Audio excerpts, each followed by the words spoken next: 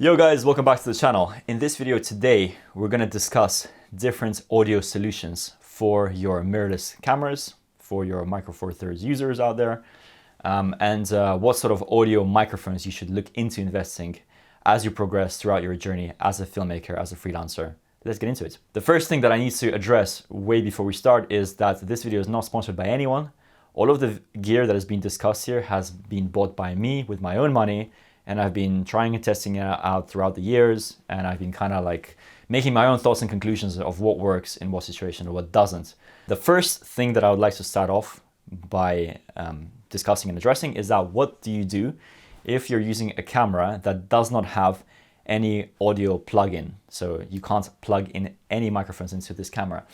I started my journey with filming everything on the Panasonic GX80, GX85, which is right here. Great camera. I still use it a lot as my B camera, and I love it. However, the biggest limitation with that GX80 is that you can't plug in any microphones. I would recommend a lot the Zoom H1N. This is it over here. I recommend it because it costs about $100 or about 100 British pounds, give or take, depends where you're looking. However, it is extremely versatile. It has a 1/4 inch thread over here at the bottom. And what you can actually do is you can attach it, you can mount it on top of the camera like this, and it will act like a shotgun microphone if that's what you want it to do. Obviously, you have to synchronize the audio in post-production, but that's an option to use it in that way. You can then also attach a lavalier microphone, and you can have that in your subject's pocket, using a lav to kind of clip onto their clothes, to use it in that way.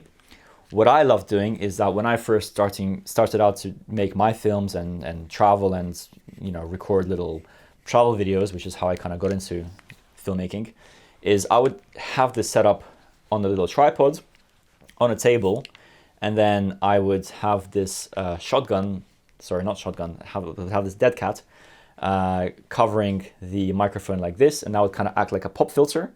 And then because you have this mode where you can adjust your audio gain as well, you can actually adjust it to make your voice sound really nice and crisp. And I would do a lot of voiceover and like narrative work for my videos, where I would kind of like have the montage, but then I would like discuss the story and say the story and record the voice to go with it. And that would be done with the Zoom H1N, and it works brilliantly. I still use it all the time. It is an extremely versatile piece of kit. So that would be my sort of go-to recommendation. However, there are of course limitations. The biggest limitation being is that even though this microphone, it has like a hold button to ensure that you don't press any of these dials by accident when you're recording your audio, the biggest sort of issue that I found over the years of using it is that this audio gain knob, there's no way of kind of like locking into place. And so if you have a subject and you put it into your subject's pocket, this could shift by accident. And when you're recording professional work, you can't really have that as an error, because if you can imagine, you are having a subject who's speaking and then this adjusts by itself and it kind of ruins your audio, either your audio peaks or it goes too quiet, it's not great. And you can't, if this dictaphone is in your subject's pocket, you can't monitor your audio because it's there. It's kind of it's not live audio that you're having. You don't know these mistakes are happening until it's too late. So although the Zoom H1N is great to start with, subsequently when I upgraded my camera, I am now shooting on the Panasonic GH5, and the audio that I would recommend highly for the GH5 is this Sennheiser XSW wireless digital portable lavalier set. This is the box. I've been using these microphones, which are over here, for over a year now. I've been using them very consistently on all of my professional work. And what you basically get is these two, this is a receiver and a transmitter. The receiver stays kind of on top of your camera like this. This is the cold shoe that sits on top there. This plugs into the camera body. And then this would be the receiver. This will be in your subject's pocket. Over here, it comes with a lavalier mic. You clip that onto their clothes somewhere, hide it the best you can. And the best thing is that you can monitor your audio directly from the camera, and you can see if there's any mistakes, if anything is going wrong you have the heads up before it's too late. The other thing that I really love about this product is that even though it's not really the cheapest, out of all of the gear that's been discussed here, this is the most expensive one for about 250 British pounds that I bought it for. But what I like is that it's extremely well thought through. For example, all of these outlets that connect to the transmitters and to the receivers, they have this screw over here, which you plug in, you tighten it, and look, that is not gonna come undone, yeah? That is not gonna come undone, and that's great, because if you can imagine, if you're filming someone who's presenting, and you have a high profile client who is busy and you need to get the shot done in a certain amount of time, you can't have these little errors whereby things just disconnect and stop working halfway through. And the fact that this is kind of, they've taken into consideration, have designed this in a way that this will actually stay in place. And similar thing over here, that's not going to accidentally come outdone. That is great. I appreciate these little kind of like attention to detail, and the fact also that these items are quite flush. There's nothing kind of sticking out. There's no kind of like buttons or knobs or anything sticking out. When it's in your subject's pocket, nothing is going to get pressed by accident, which is also great. So I highly recommend the Sennheiser wireless system. Links in description. Again, this is not sponsored by anyone, but my personal recommendation, what I've been using for professional audio, and it just seems to do the job. It just works. Now, the other solution that you might want to look into is just having a normal lavalier microphone like this, plugs into your GH5 directly like a wire, and have it on your subject's clothes, or even when you're doing a video like this, when you're just discussing something.